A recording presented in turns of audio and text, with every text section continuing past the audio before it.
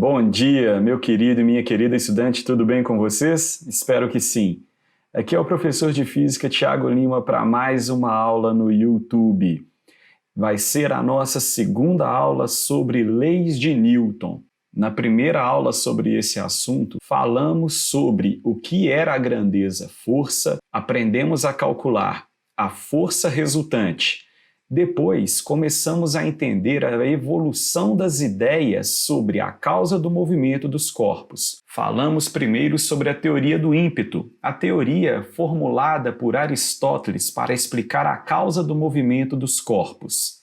Depois, conhecemos as ideias de Galileu Galilei, o primeiro a falar sobre o conceito de inércia, e como esse estudo de Galileu Galilei ajudou Isaac Newton na formulação da primeira lei de Newton.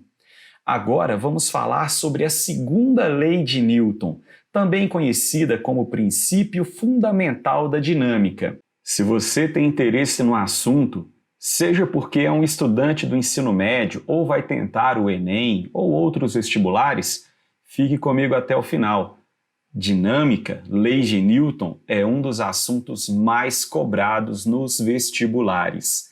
Se ficar alguma dúvida, você pode me procurar no Instagram ou deixar um comentário aqui no próprio YouTube, que eu terei o maior prazer em te ajudar. Então, bora para mais uma aula que esse assunto é bem legal. Como eu disse a vocês, a nossa primeira aula sobre esse assunto, nós falamos somente sobre o conceito de força e o que foi a primeira lei de Newton. Eu ainda não entrei nos exemplos de força, nas principais forças que existem no nosso dia a dia, como a força-peso, força normal. Isso nós veremos na terceira lei de Newton, assunto da nossa próxima aula. A segunda lei de Newton, ela vai abordar nos casos em que a primeira lei de Newton não contempla. Lembre-se, a primeira lei de Newton dizia que se a força resultante que atuava sobre um corpo era nula, esse corpo ele poderia estar parado ou em movimento retilíneo uniforme. Portanto, na ausência de aceleração sobre esse corpo, a resultante das forças que atua sobre ele era nula, era zero. E quando essa resultante das forças não for nula? Ele não estará nem em repouso, nem em movimento retilíneo uniforme. Então, de que maneira ele vai estar?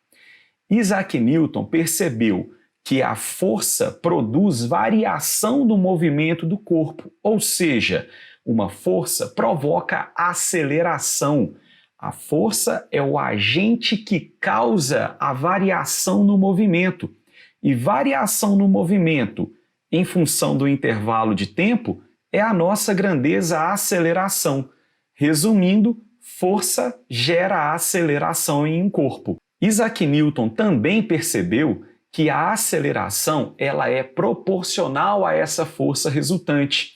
Então, se a minha força resultante era, por exemplo, 10 newtons e provocou uma aceleração de 2 metros por segundo ao quadrado, se a minha força dobrasse, a minha aceleração também dobraria.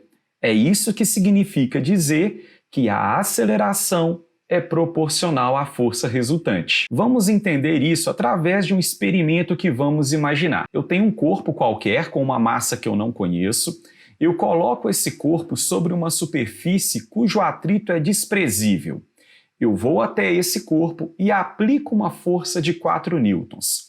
Através de um instrumento para medir a aceleração desse corpo, a aceleração medida foi de 1 metro por segundo ao quadrado. Veja bem, uma força de 4 newtons provocou uma aceleração de 1 metro por segundo ao quadrado. E eu vou fazer a razão dessas duas grandezas. Quando eu faço a força dividido pela aceleração, 4 dividido por 1 é igual a 4. Como aceleração e força são proporcionais, a razão entre essa força e aceleração vai sempre ser constante. Portanto, se eu dobrei a minha força, veja bem, a minha força agora, ela vale 8 newtons. Se eu dobrei a minha força, quando eu medir essa aceleração novamente, eu vou encontrar o dobro da minha aceleração, 2 metros por segundo ao quadrado. dobrou a aceleração em relação ao experimento 1. Novamente, se eu faço a razão força resultante sobre a aceleração, eu continuo encontrando o mesmo valor, 4. Vamos fazer esse experimento mais uma vez. Agora, em relação ao experimento 1, eu tripliquei a minha força resultante. Ela valia 4 newtons no primeiro experimento. Ela agora vale 12 newtons, ou seja, ela é 3 vezes maior. É de se esperar que a minha aceleração também se torne 3 vezes maior. Se no primeiro experimento ela era 1 metro por segundo ao quadrado, ela agora será de 3 metros por segundo ao quadrado. E da mesma maneira, 12 dividido por 3 continua dando 4, que é aquele valor constante do primeiro e do segundo experimento. Portanto, a nossa força resultante sobre a nossa aceleração está dando um valor sempre constante. Agora se segura, porque a coisa vai ficar muito legal. Eu vou pegar este nosso objeto e vou colocar ele em cima de uma balança. A balança marca exatamente 4 quilogramas. Isso não é uma coincidência. Isaac Newton percebeu que a força resultante sobre a aceleração de um corpo corresponderia ao valor da sua massa. Olha que fantástico! Portanto, a famosa equação da segunda lei de Newton é essa daqui. A força resultante que atua sobre um corpo é igual ao produto da massa e da sua aceleração adquirida. Se você estiver trabalhando com a massa em quilogramas e a aceleração em metro por segundo ao quadrado, a força resultante será a unidade Newton. Portanto, 1 Newton é igual a quilograma vezes metro por segundo ao quadrado. Tudo bem até aqui? A maneira como Sir Isaac Newton escreveu a segunda lei de Newton em seu livro Principia foi mais ou menos assim. A mudança de movimento é proporcional à força motora imprimida e é produzida na direção da linha reta na qual atua a força aplicada. O que isso significa? Vamos voltar ao slide. Significa que a direção da força resultante e da aceleração sempre será a mesma. Muita atenção nisso.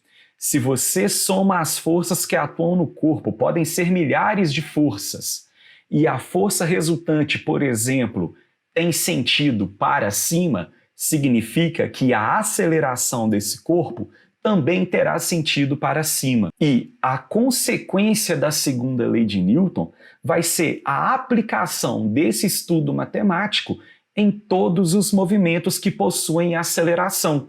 São eles o movimento retilíneo uniformemente variado, a queda livre, movimento circular uniforme e tantos outros.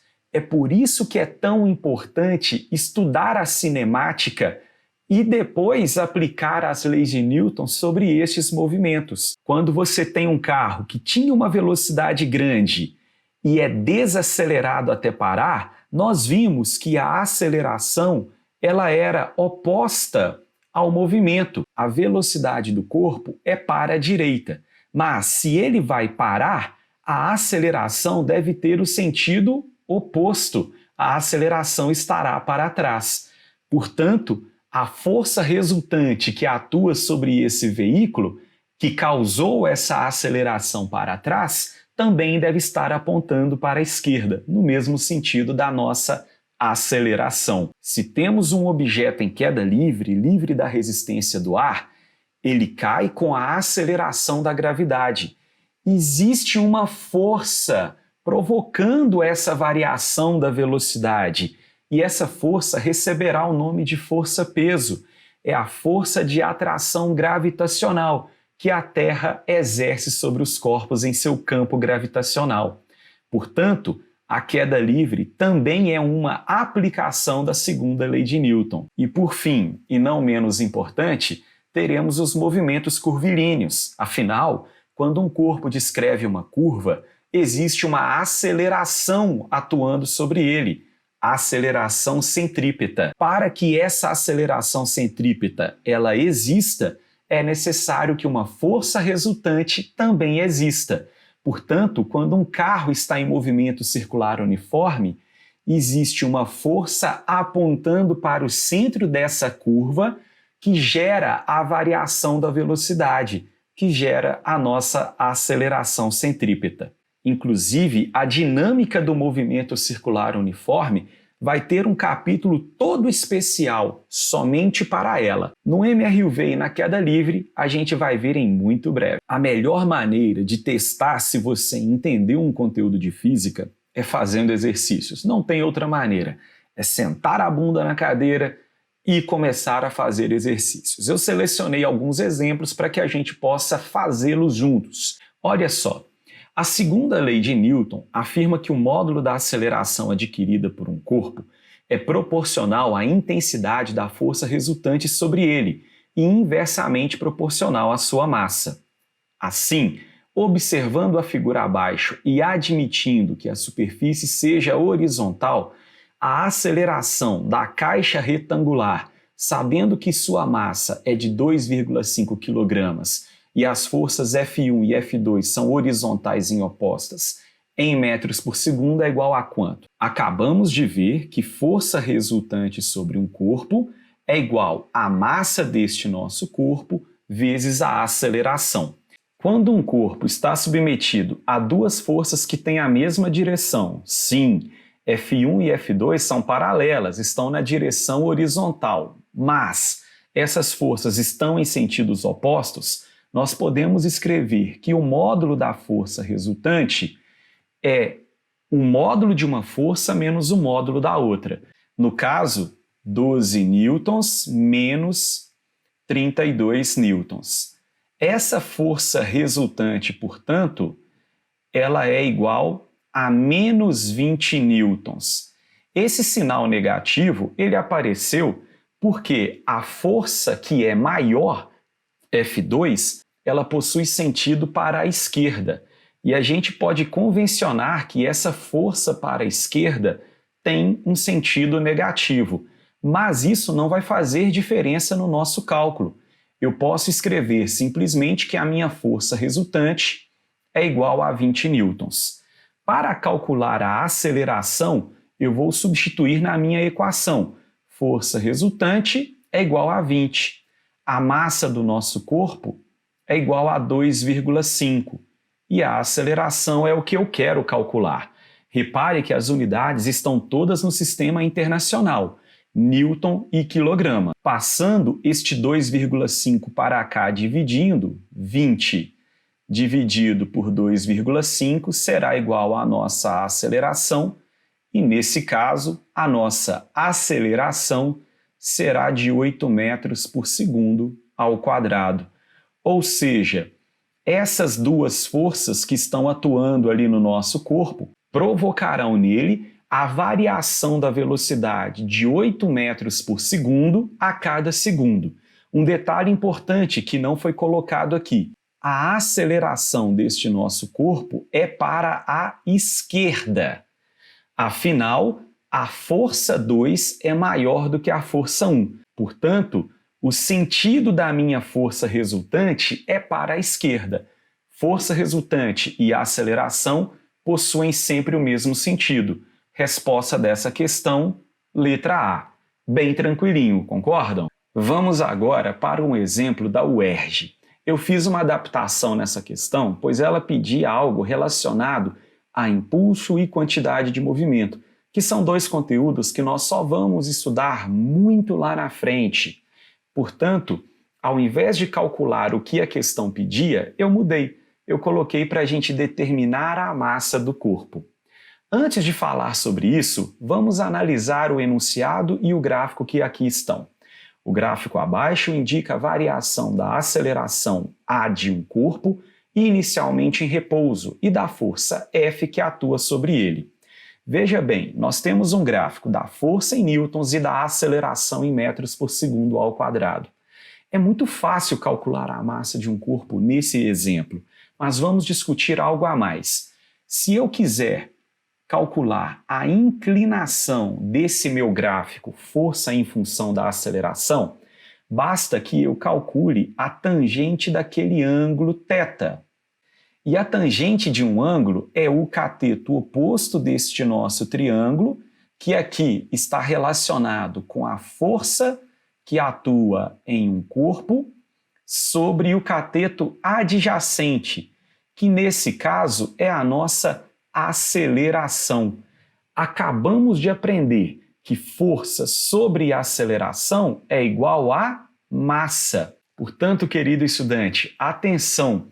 Toda vez que você tiver um gráfico força em função da aceleração, a inclinação deste gráfico está te dando informações sobre a massa desse cara. Se esse fosse o nosso gráfico 1 e aqui eu tivesse um gráfico 2, a massa desse meu corpo 2 é maior do que a massa do meu corpo 1. Afinal, para aplicar uma menor aceleração no corpo 2, eu precisei fazer 12 newtons de força. No corpo 1, quando eu faço uma força de 12 newtons sobre ele, ele adquire uma aceleração de 4 metros por segundo ao quadrado. Quanto maior a massa de um corpo, mais força eu preciso aplicar sobre ele para conseguir a mesma aceleração de um corpo de menor massa. Tudo bem? Voltando então para a resolução da nossa questão, para que eu calcule essa massa, eu preciso pegar um instante em que a força resultante é conhecida e que a aceleração também é. A força resultante, quando vale 12 newtons, provocou uma aceleração de 4 metros por segundo ao quadrado nesse nosso objeto. Portanto, a massa dele é de 3 quilogramas. Por isso que a gente costuma dizer que a massa de um corpo é a medida da sua inércia, pois quanto maior a massa do corpo, mais força eu preciso fazer para variar o seu movimento, para provocar uma aceleração. Vamos a mais um exemplo de lei de Newton, segunda lei de Newton. Um bloco de massa 3 kg, inicialmente em repouso, é puxado sobre uma superfície horizontal sem atrito, por uma força de 15 newtons durante 2 segundos, conforme o desenho. Nessas condições, é possível afirmar que quando o objeto tiver percorrido 50 metros, qual será a sua velocidade em metros por segundo? Essa é uma questão que exige muita atenção por parte do estudante, pois a força atuou sobre este corpo durante apenas 2 segundos. Em 2 segundos, será que ele já percorreu 50 metros? Não sabemos, precisamos verificar. Antes de abaixar a cabeça e fazer contas, vamos anotar alguns dados da questão. Olhe só, nós temos uma força resultante de 15 newtons que atuou sobre esse corpo. Como eu sei que essa é a força resultante? Bem, existem outras forças atuando aqui nesse corpo. Força-peso, força normal. Não tem atrito, pois o enunciado falou isso. Sobre a força normal e a força-peso, vamos falar bastante na terceira lei de Newton. Mas neste exercício, eu já antecipo para vocês, essas duas forças se cancelam, se anulam, e sobra apenas essa força de 15 newtons, essa força F atuando sobre o corpo. É uma força resultante de 15 newtons em uma massa de 3 quilogramas. Porém, essa força atuou durante apenas 2 segundos. É possível, com esses dados aqui, calcular a aceleração do nosso corpo. Olhe só, força resultante é igual a massa vezes a aceleração. Força resultante, 15 newtons. A massa, 3 kg, a aceleração é a nossa incógnita. Passando este 3 que multiplica a aceleração para o lado de cada equação, temos que a aceleração é 15 sobre 3. E, portanto, a aceleração deste nosso corpo é de 5 metros por segundo ao quadrado. Calculamos a aceleração. O que significa a aceleração? Significa que a cada 1 segundo que se passar, a velocidade deste nosso corpo terá variado 5 metros por segundo. Então, olhe só que interessante. No instante 0 segundos, este nosso corpo tem uma força de 15 newtons atuando sobre ele e a sua velocidade era 0 metros por segundo. Vai passar 1 segundo deste tempo, a força continua atuando sobre ele e valendo 15 newtons, mas agora nós já estamos no instante 1 segundo.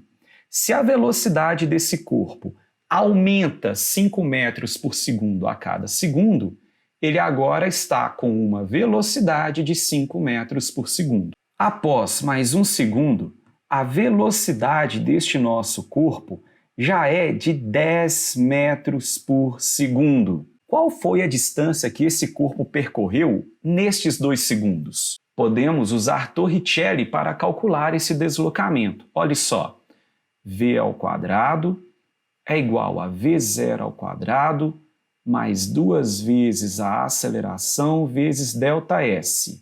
1, que é o nosso deslocamento nessa primeira parte. A velocidade desse cara, ao final dos 2 segundos, é 10. A velocidade inicial é 0, ele partiu do repouso. Mais 2 vezes a aceleração, que é 5 vezes ΔS1. Resolvendo essa equação, temos 100 é igual a 10 ΔS1. Portanto, o nosso deslocamento nessa primeira parte foi de apenas 10 metros. Perceba, o exercício quer saber a velocidade deste bloco após ele ter percorrido 50 metros. Porém, depois do instante 2 segundos, o que acontece com a força que atuava nesse corpo? Ela some.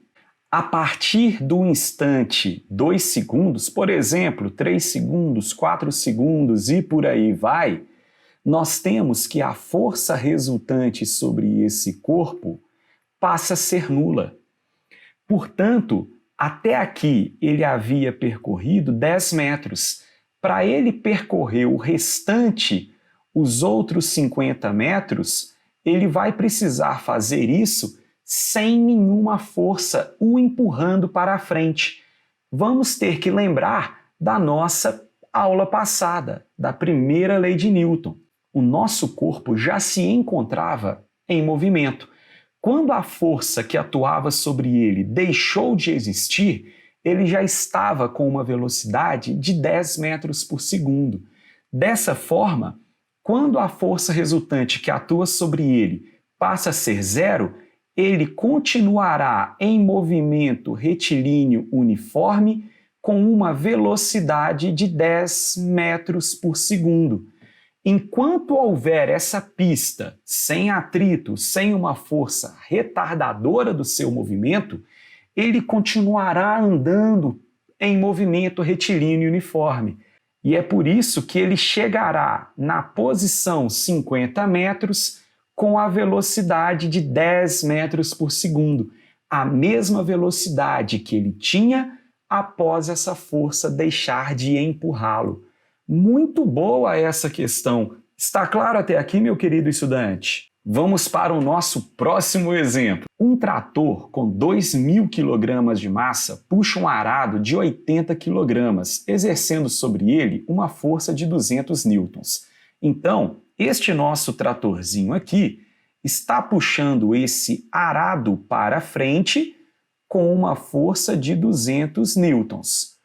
O conjunto trator e arado desloca-se horizontalmente para a direita, com uma aceleração de meio metro por segundo ao quadrado. A aceleração ela é horizontal e para a direita e vale 0,5 metros por segundo ao quadrado. E aí a pergunta, a força de resistência que o solo exerce no arado tem módulo em newtons igual a quanto? Primeira coisa, o nosso exercício deu a massa do trator. Sabe para que ela serve nessa questão? Para nada. A gente vai trabalhar em cima do corpo que o trator está puxando, no caso, o arado. E uma coisa interessante de se notar é o seguinte: se eu pegar aquela força de 200 newtons e dividir pela massa do arado de 80 quilogramas, nós vamos encontrar 2,5 metros por segundo ao quadrado. Porém, essa não foi a aceleração que o arado está desenvolvendo. A aceleração deste arado é de 0,5 metro por segundo ao quadrado. Isso porque não é apenas essa força de 200 newtons que movimenta o nosso arado. Existe uma força que o solo exerce sobre ele, que é essa força de resistência, vou chamar de F minúsculo R, força de resistência, que não deixa a aceleração do arado e do trator ser os 2,5 metros por segundo ao quadrado.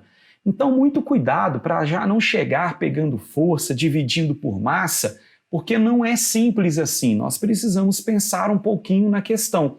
Portanto, isso que eu fiz aqui foi apenas para mostrar para vocês que se não existisse uma força dificultando o movimento do arado, a aceleração dele seria de 2,5 metros por segundo ao quadrado. Bem, 200 newtons então não é a única força que atua sobre o corpo. Vamos calcular então a força resultante sobre esse arado através do produto da massa do arado e da aceleração que ele adquiriu. A massa do arado é de 80 kg. A aceleração é 0,5. Quando calculamos essa força resultante, nós encontramos 40 newtons. O que significa este valor 40 newtons? Significa que o somatório de todas as forças que atuam nesse corpo equivale a 40 newtons na direção horizontal e para a direita. Então, as duas forças que estão atuando ali no nosso arado é a força que o trator o puxa, que vale 200 newtons, e a força que o solo provoca resistindo, que eu não sei o valor. Mas nós sabemos que 200 menos essa força que o meu arado provoca de resistência tem que dar 40 newtons. Portanto, a força de resistência que o meu arado sofre do solo é igual a 160 newtons. Está claro esse exercício, pessoal? Letra B seria a nossa resposta correta. E para finalizar essa aula, o nosso último exercício. Uma partícula de massa 4 kg está submetida a um conjunto de forças conforme a figura abaixo. Determine a aceleração que ela irá adquirir. Veja, nós temos F1, F2, F3, essa figura está completamente fora de escala. E tem um ângulo aqui de 37 graus. Além disso, nós temos o módulo de F1, de F2, F3, seno de 37, cosseno de 37, tudo isso dado. Para que a gente comece a resolver essa questão, eu uso sempre a seguinte ideia. Eu vou imaginar um plano cartesiano aqui, ó. Eu tenho o plano cartesiano com o meu eixo Y, o meu plano cartesiano com o meu eixo X. A força que estiver fora deste plano, eu vou fazer a decomposição. Então eu vou projetar a minha força 1 no eixo X e aqui, ó, eu vou ter a minha força que eu vou chamar de F1 na direção X. Agora eu vou projetar a minha força F1 no meu eixo Y. Vou continuar aqui, ó. Criei o meu eixo Y.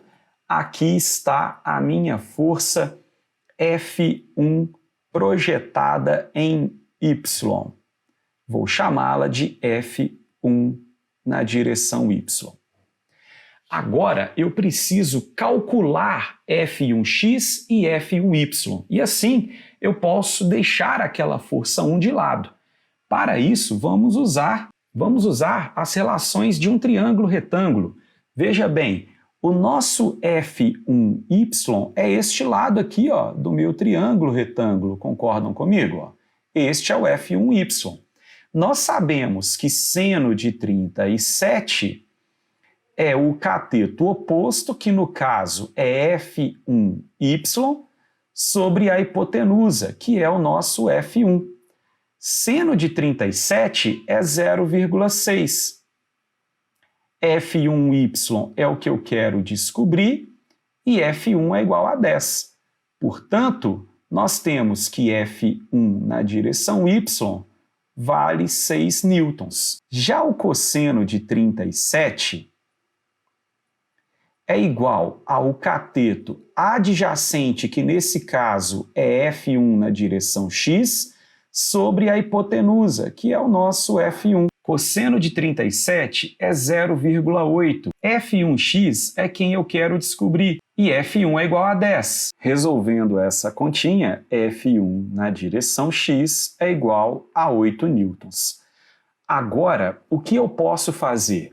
Eu posso trabalhar apenas com as componentes F1x, que vale 8 newtons, e com F1y, que vale 6 newtons. Lembrando que F3 é igual a 4 newtons e F2 é igual a 6 newtons. Repare o que vai acontecer. Nós vamos ter F2 e F1y, como eles têm a mesma intensidade e em sentidos opostos, eles se anulam. Portanto, a nossa força resultante vai ser apenas F1x menos F3. A nossa força resultante, portanto, será igual a 4 newtons na direção horizontal e para a direita. Como eu desejo calcular a aceleração que o nosso corpo vai adquirir, a força resultante, que é massa vezes aceleração, ficará da seguinte maneira: força resultante é igual a 4, a massa é igual a 4, a aceleração é a minha incógnita. A aceleração, portanto, será de 1 metro por segundo ao quadrado. Está claro até aqui? Essa foi a nossa aula sobre a segunda lei de Newton. O próximo conteúdo é a terceira lei de Newton, ação e reação. Vamos aprender a identificar as forças que agem sobre um sistema e vamos conhecer as principais forças que atuam nos corpos no nosso dia a dia e que também são cobrados nos principais exercícios e vestibulares. Força-peso, força normal, tensão, força elástica, etc. Se você gostou desse vídeo, curta, compartilhe com seus colegas que estão tendo dificuldade nessa matéria. É sempre um prazer poder ajudar todos vocês. Um forte abraço, fiquem bem e até a nossa próxima aula. Tchau, tchau!